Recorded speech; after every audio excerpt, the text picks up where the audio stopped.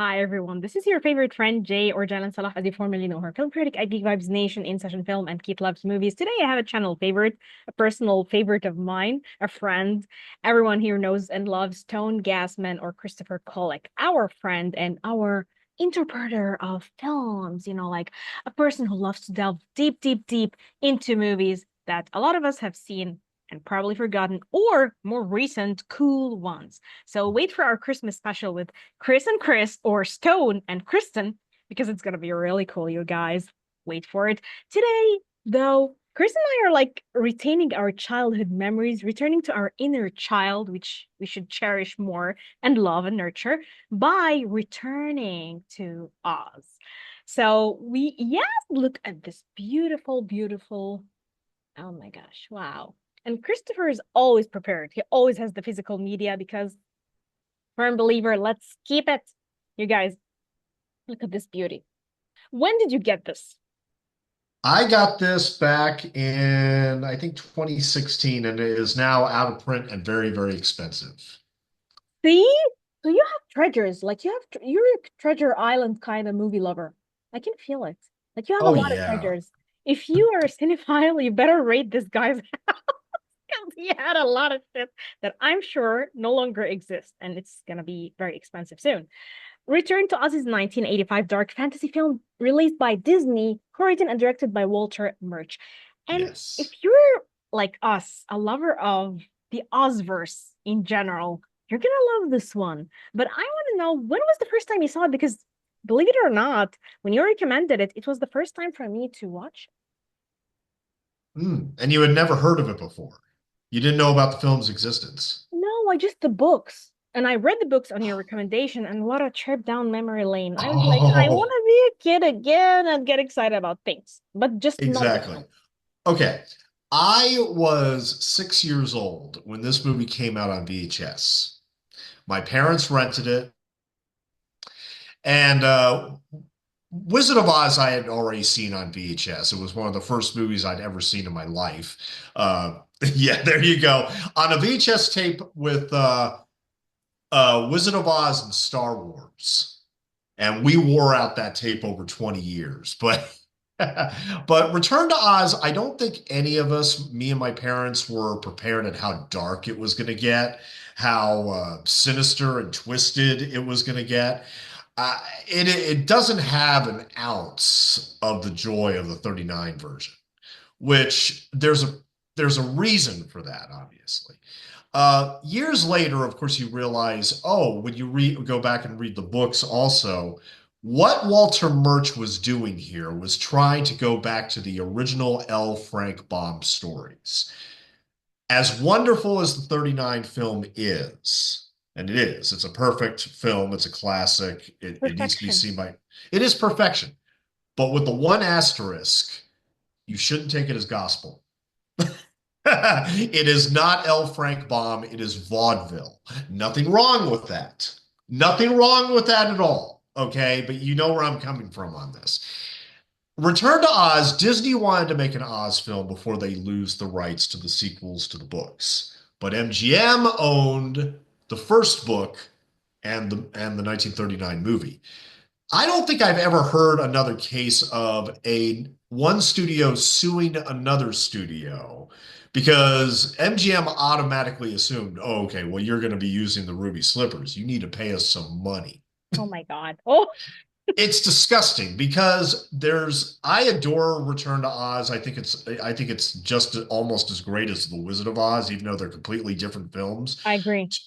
But but at the same time, with Return to Oz, I think you need to look at this film with a lot of they wanted to get it right. They wanted to get the illustrations from the original books. They wanted to get the tone of the original books. They wanted to go full L. Frank Baum reboot. And of course, at the time, Disney still wanted to sell it as a quasi sequel to The Wizard of Oz because we don't want to ignore it entirely. But then you sit down and watch this and you're like, oh my God. There is some imagery in this movie. I mean, and back when they used matte paintings and opticals and, old-fashioned pre-CGI effects work, and it's all glorious. Very. Glor Glorious. I mean, what was your reaction to the claymation alone? I mean, that was nominated for an Academy Award, and Deserve it. Will Vinton did a superb job. I mean, bringing the gnomes to life with those rock faces and everything. It's insane how those hold up. And It's it's insane. insane. It's insane that modern art, I don't think it will hold up because what do you see? Like when you watch a modern fantasy movie, what do you see? CGI over CGI over CGI. And it's just ridiculous. And I know I will not go back to this film, but watching this film, it feels like something I would go back to every time I wanted to feel like a child or wanted to revisit something from my childhood. You know what I mean? Even if it's dark, but who cares? I was a dark kid, you know what I mean? Yes. I mean, this was like happy-go-lucky childhood for me. So definitely I know what you mean. I realize it, but it felt very weird to see the cruelty done to Dorothy. You know what I mean? Like with them. I mean, when I see a kid in turmoil like that, I feel like no, just stop. You mean adults, but at the same time, it felt realistic. The idea of not believing children or just, exposing them to whatever. And I don't know, even just entering a child into mental institution and the way the nurse was very mean, it just made me realize I just hate it when kids are not believed or when kids are just treated like, fantasy and imagination are a form of mental, whatever. So I just felt it was so dark, but at the same time so good. So I want to hear your take on the darkness. Well, see, okay, starting with the sanitarium, that's 19th century pseudoscience. Yeah. Okay, there were quacks like that had buildings like that would, oh yeah, we'll cure your sleep apnea, or we'll solve whatever issues you're having. Just come over here and we'll just fry your brain for a while. And if it doesn't work out, then we'll just throw you in the basement where you hear all these screams when you go through the hallways and everything. If you resist, we'll lobotomize you, probably. That's what I'm saying. We are not on the yellow brick road going to the Emerald City until until when we do get there, the Emerald City is in ruin. I mean, excuse me, the yellow brick road and the Emerald City are in ruins. Everybody's turned to stone. What has happened is, what are these wheelers, these horribly they're basically taking the place of the Munchkins, but these wheelers freaked me out when I was a kid, man. This movie didn't traumatize me, okay, at 6 years old, but man, I wasn't expecting these horribly weird guys coming out on wheels with these clownish masks on. It's like, come here, chicken. It's awesome now, but oh my God. As I a was child, I was imagining. and seeing, like the heads all in the cabinets.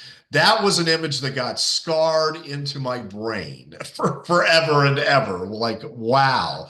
They went into some dark corners of the Oz books to make this movie because they wanted to get away from the 1939 film as much as possible.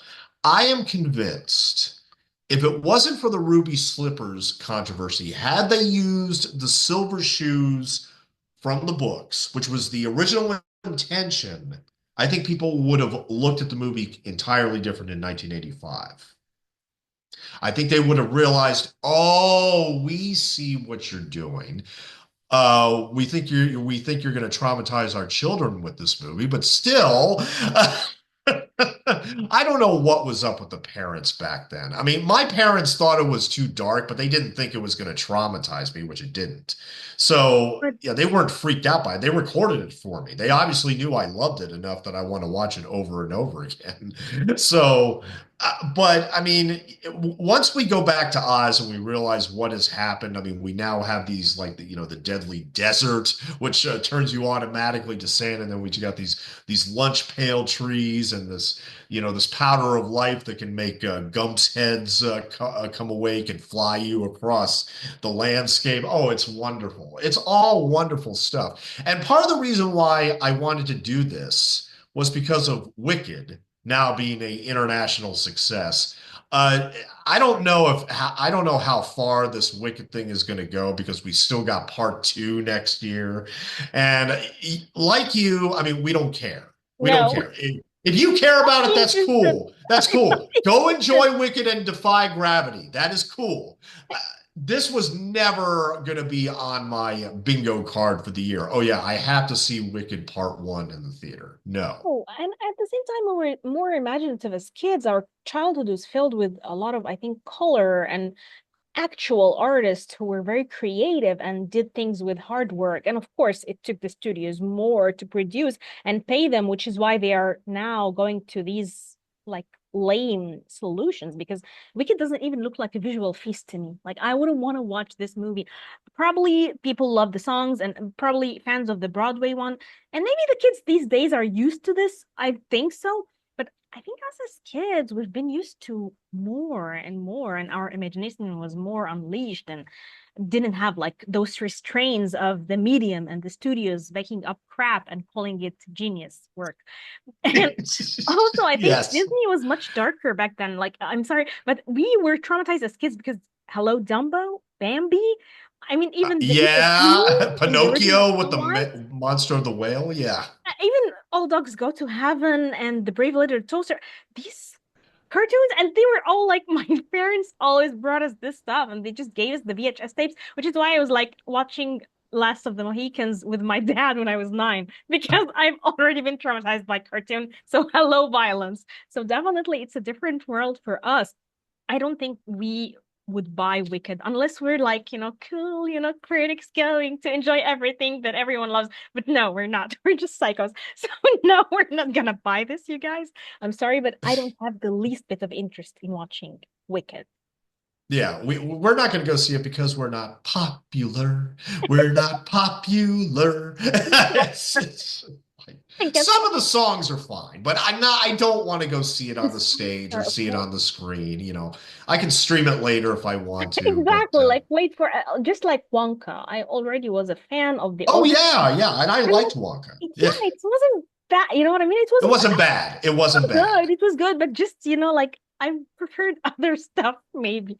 And there is gonna be Wonka 2 and Wicked 2 and like what Moana 3. I feel like our life sucks. Uh, What is going on with the world? and Bridget Jones's Baby Baby, 4 like and Dirty Dancing 2 with Baby coming back from the original. I mean, I don't know anymore, but and Bridget Jones is like having a boy toy, which is like very yeah, I and would they got rid of well, Colin Firth is in a smaller role this time, but they brought Hugh Grant back from the first two films after his Heretic Blueberry Pie movie. Yeah. yes, which you mentioned, and the cinema that had the blue pie. You were the one who told me about the blueberry pie scent in the cinema, right? Oh, yes, yes. This episode will come out before this one, you guys. Don't worry. Now, speaking of artists, going back to the artists that worked on Return to Oz, get this. Jack Pumpkinhead. Mhm. You Wow. know who did the voice and operated Jack Pumpkinhead? Tell me. Brian Henson, the director of The Muppet Christmas Carol and the son of Jim Henson. Oh, son of Jimmy, I love Jim Henson so much. In another And world, he'd be like my voice because he was just obsessed with Muppets. What kind of guy is this? Like guys like this are awesome. Seriously. oh, I've been a Muppet fan since I was like 5 years old. I We're mean, Muppets were like our friends, like you watch them and you're like, you yes. know me. I would talk to Miss Piggy. I was like, you know me, girl. Come on, hold my hand. You know, Danny Trejo, when he was working on Muppets Most Wanted when I think his mother died, and he Okay. wouldn't speak to anyone. Yeah, people were trying to get through them, and he just wouldn't talk to anybody. And then finally, Kermit came up to him one day and said some wonderful words. Danny Trejo just started bawling. Oh my goodness, I would I cry. know. It's like, If Kermit like oh, held me and like told me it's gonna be okay, Giles, I wouldn't let another adult do this to me, even my friends. But if Kermit did this to me, I swear I would like tell him all my secrets and cry in his shoulder. oh, Yes. I mean, for us, like we had like great childhoods and stuff, and then as adults, the world sucked for some reason. So I think there's an imbalance in our lives as millennials, and like the generation of the 80s and the 90s in general for us. And if you scroll the credits of Return to Oz, I mean, his name is small, but one of the storyboard artists was Henry Selick, Okay. who later directed The Nightmare Before Christmas and James and the Giant Peach and Coraline. You want Christopher Kulik on your team when you're doing 6 degrees of Kevin Bacon, or you're on a trivia show because he'll tell you everything. If there Well, was a movie Jeopardy show, I'd be the champion, you'd be I'm the sure. king, man. You'd be I like would be the doing king. it. Yeah. I mean, there's still a lot of books I haven't read, and there's still a lot of movies I haven't watched, and There I'm will trying always to. be, and this is the only good thing in life, that always living knowing there are movies I won't see, I haven't seen, there are books I haven't Oh read. yeah. Imagine if you're like, oh my gosh, no more books, no more movies. It would crush me. But no more Oh, it people, I would. don't know. I don't care, man. Really, people are ending good. But no more books, no more movies. What? I live for the idea that there are in the 30s, there's still a lot of movies to explore, in the 50s and the 60s. So this is just amazing for me, basically. Absolutely. So And okay, now Wizard of Oz and Wicked do not have songs. They have, they're, and Wizard of Oz, of course, is famous for its songs, which are, absolutely wonderful. yeah. But Return to Oz does not have any songs, and appropriately so. It has a score by David Shire, which includes, 19th century ragtime music. And it's just, it has this, whenever the violins kick in, Mm. when it's being thematic, when it comes to Dorothy's character, it's just, it breaks my heart every time. Fairuza Balk. Wasn't she like a goddess? Okay, so yeah, in Wizard of, yeah. Oh my God. Yeah, I mean, 10 years old, and they chose her out of thousands of girls. And she just nails it. She kills it the first time in a movie. She really does. I mean, she becomes a leader in this movie. In the original Wizard of Oz, Dorothy just wanted to go home, but here she takes a proactive, almost leadership stance, having an army to go after the this villain known as the Gnome King, who has turned everybody to stone and stolen all the emeralds from the city and everything. And like, wow, like it really does become like this. But by the time of the third act, and people were complaining about how, like, it's like, oh, this is too dour, this is too glum. Like, look, what the Gnome King tries to do to Dorothy in the third act, I'm not going to go into, but it's mean. It's mean, it's cruel, it's harsh.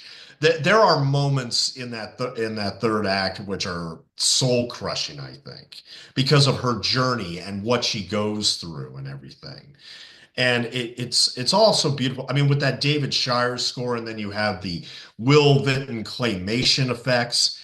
It's all beautifully, beautifully realized. And to think that Disney actually fired the director at one point during the making of this movie. Disney went through a couple of regime changes. They had several like CEOs over the course of the 4 years that this movie was in production. It was actually George Lucas, of all people, that came to Return to Oz's rescue, because Gary Kurtz, who was an executive producer on here, also produced Star Wars and Empire Strikes Back. And Walter Murch, who just won an Academy Award for Apocalypse Now, and would later win again for The English Patient, he never directed again. Sadly, he never directed again. George Lucas told Disney, "You're making a big mistake. You do not want to fire Walter Murch on this project." He was a certified Oz fan. He grew up reading the books. He wanted to get this right. He wanted to be as faithful to Baum as possible. Disney got cold feet because of the darkness aspect. But then when they saw the claymation effects, then they turned around on it a little bit. To be serious, they've always been dark and crazy. Disney's Yeah, that's just what doesn't make sense. Hypocritical. Go ahead. Sorry. no, no, just I don't understand sometimes. Do you understand Disney as an entity? Okay, where is your stance on Disney, especially old school Disney, which I think we still have a love love letter to it. I own very few Disney movies. Okay, tell me. Very, very few. I don't own any of the animated classics, although that's not to say I don't think that they're undeserving of the classic status.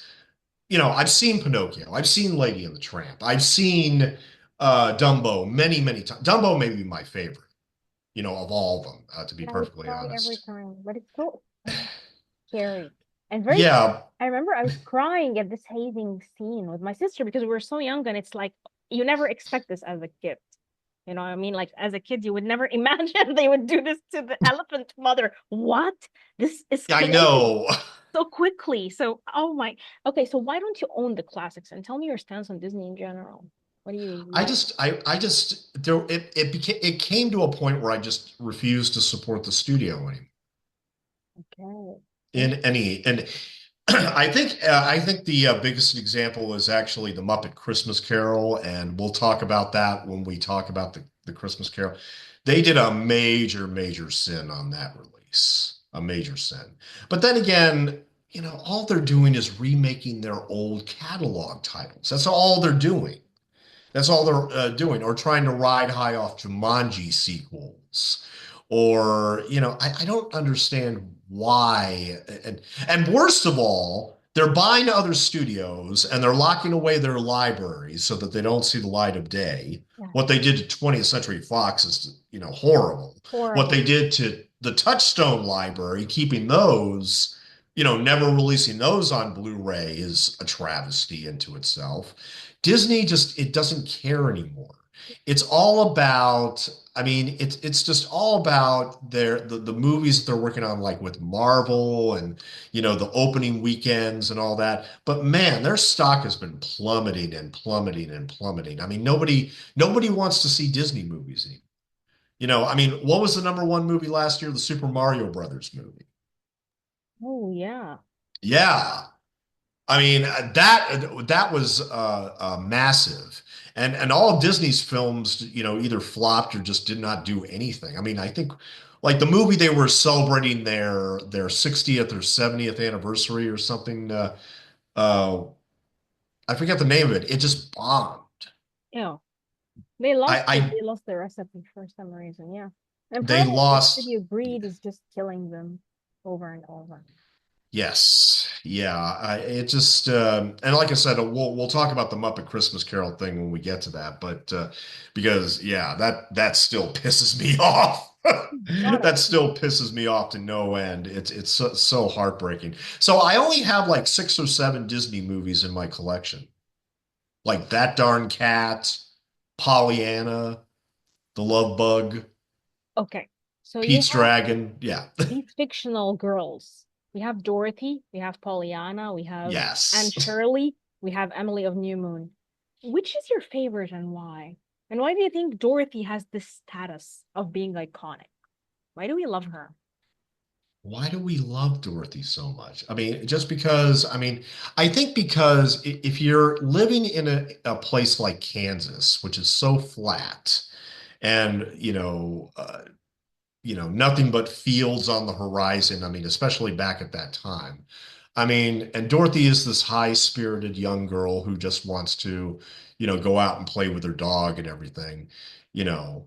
And okay, so she upset a witch that lives down the road. Oh, big deal. No, I mean, they're classic fantasy novels, and Dorothy is I think, the quintessential protagonist of like, young fantasy works of fiction. She's irresistible.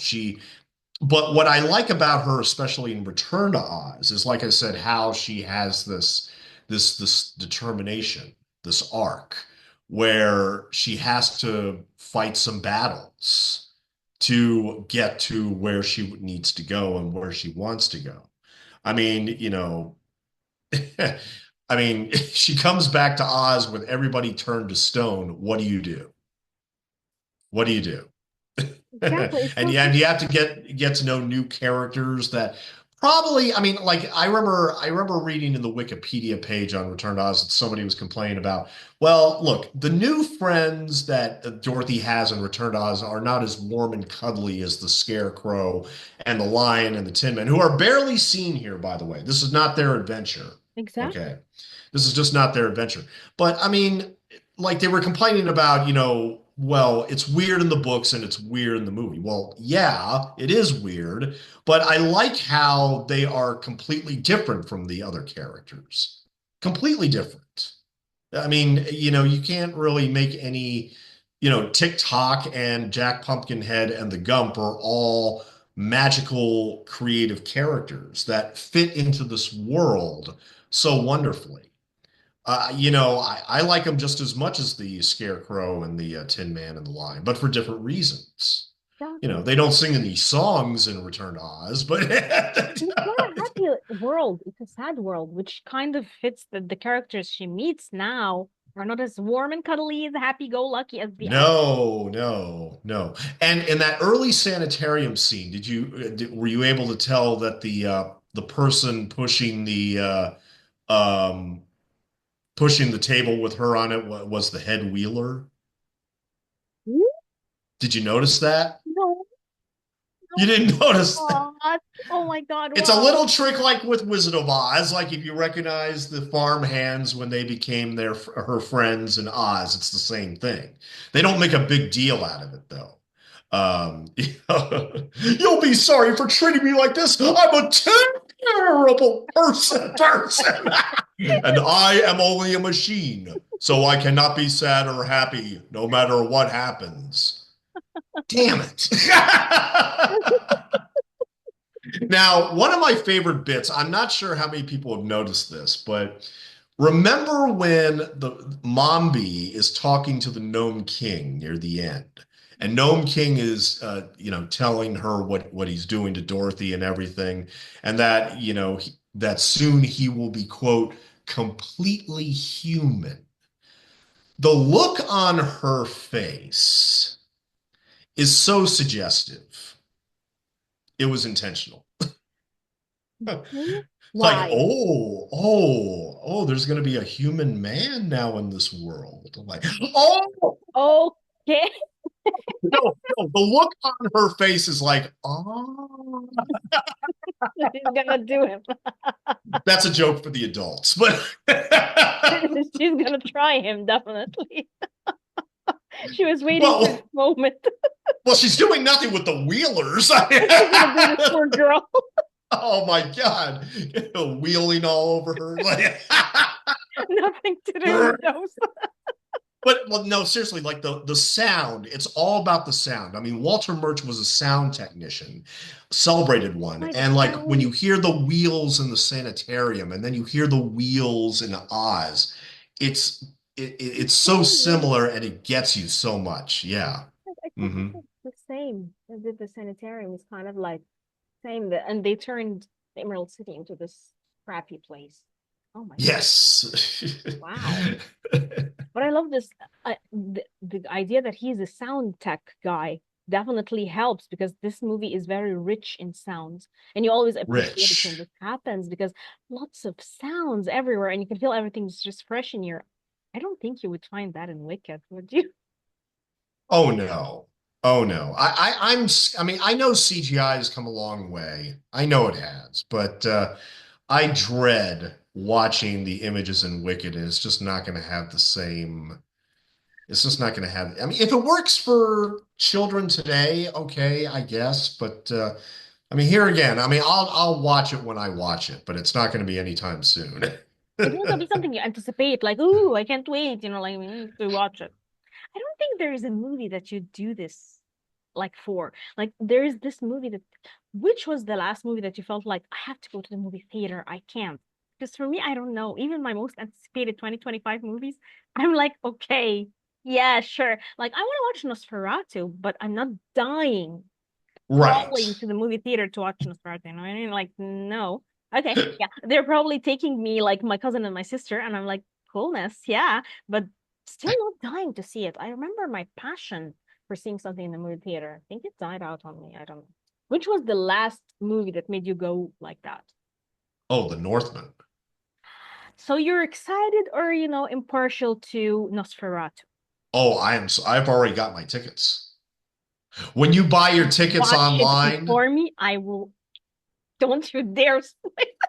I'm not going to say a word. I'm I'm definitely just gonna saying, see it like end of December or probably maybe early January or when you buy your tickets online in the United States, the seats turn into little coffins. something. Goodness.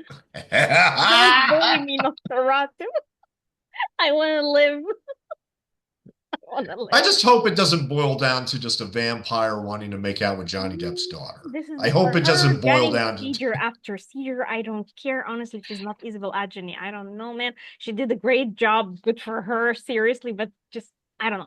I don't want this to be another electrifying performance for a Nepo baby crap, whatever. Anyway, so I don't know. I trust Robert Eggers because he's insane and he's dark and I Oh fear him yeah, personally. totally. But I don't know. Like, this is why I'm telling you, yes, I want to watch it, but I'm afraid because what they're doing now with my head, the promotion sometimes kills my excitement.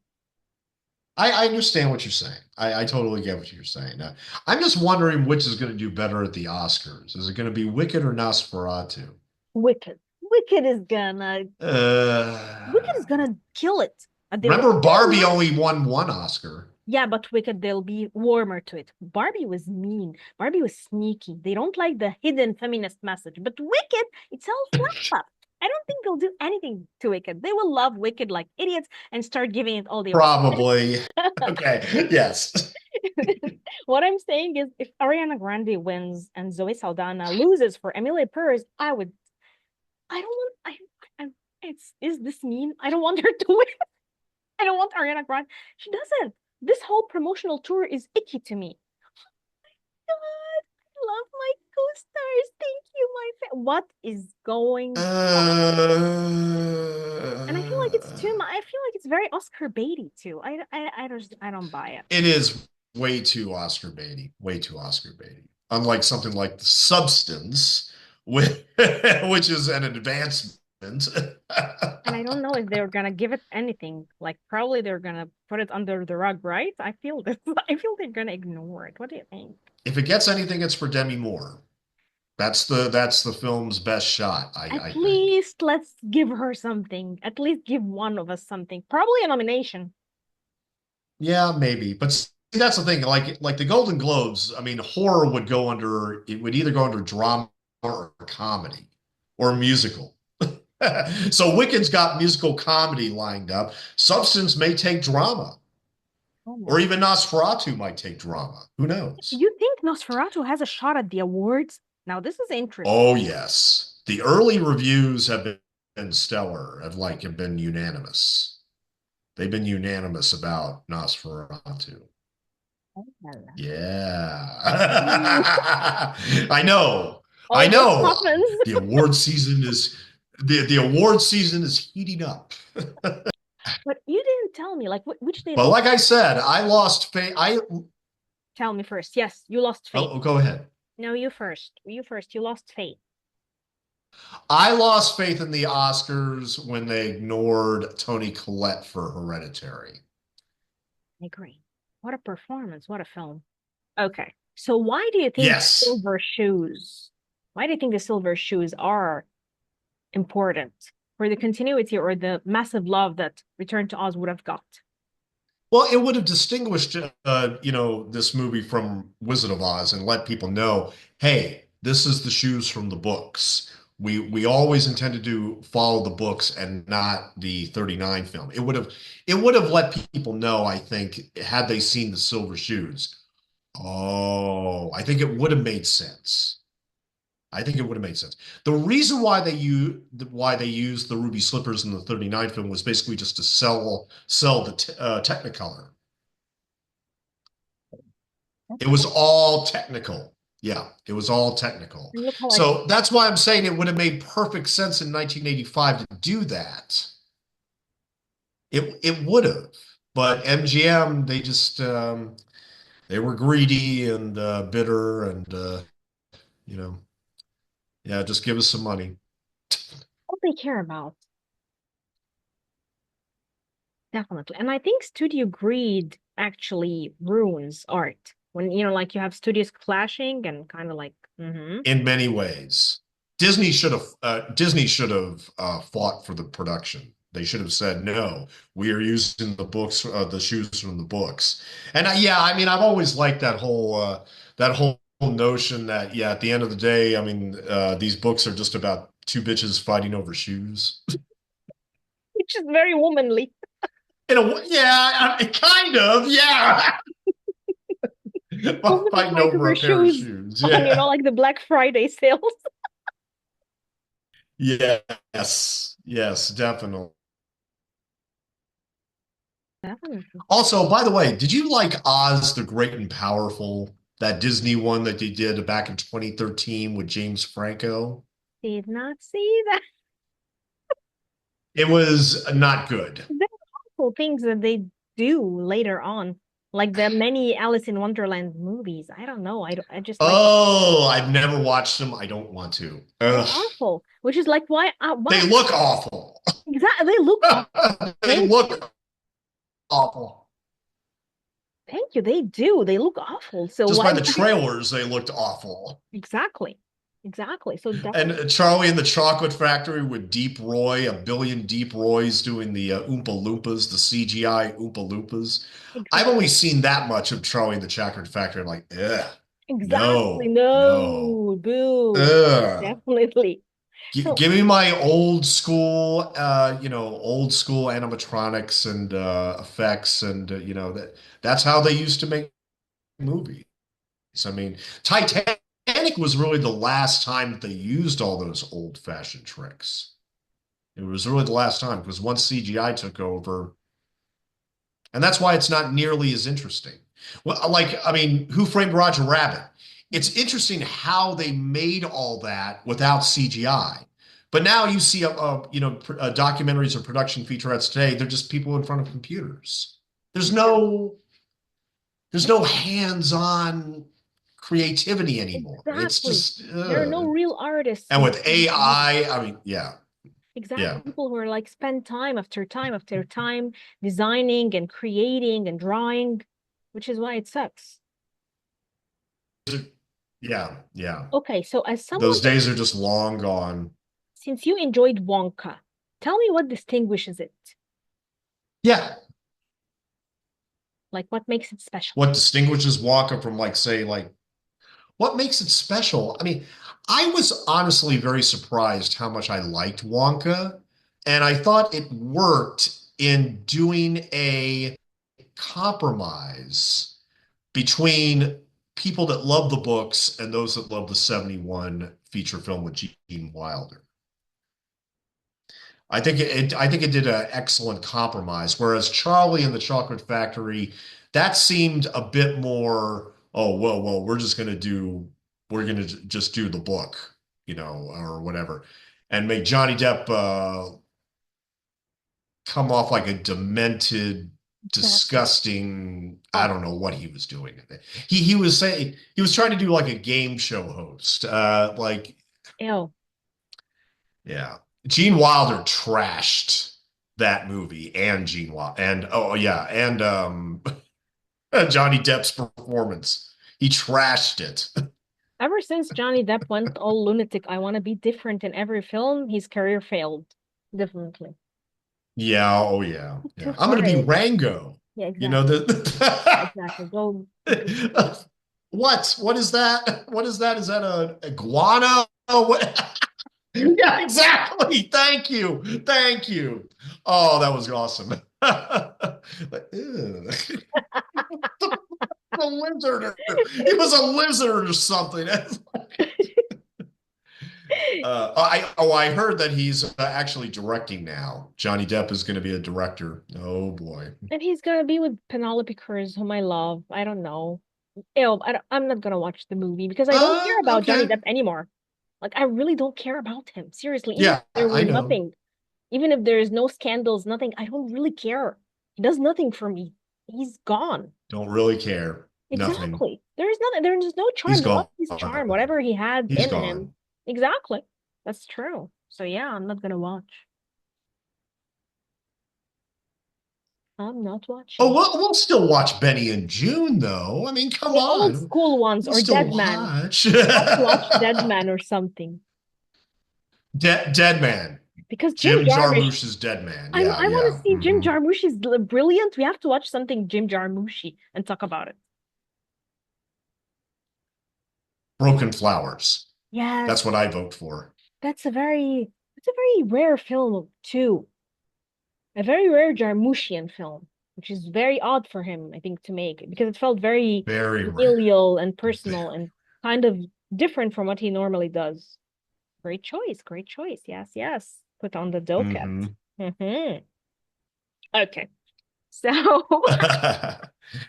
who But did you? but but but just Oh, to be clear, you loved Return to Oz, right? I adored it. I adored it. Oh, Return to Oz was made for people like I'm me. glad to hear that. Christopher, are you serious? It's made for people like me. The most awesome people on the planet. Yeah. Yeah, yeah.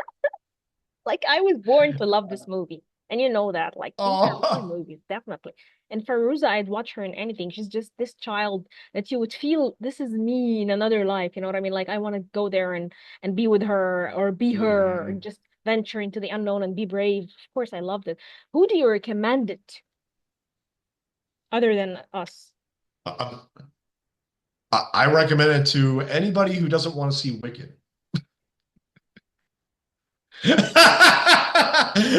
I mean, anybody who doesn't want to see Wicked, check out Return to Oz. Just check out, take a journey to Oz. You don't have to sing songs or deal with, all that. I don't think Yeah. there is a better ending to the episode than this. If you guys don't want to see Wicked, watch Return to Us. Thank you very much. This was awesome. Bye bye.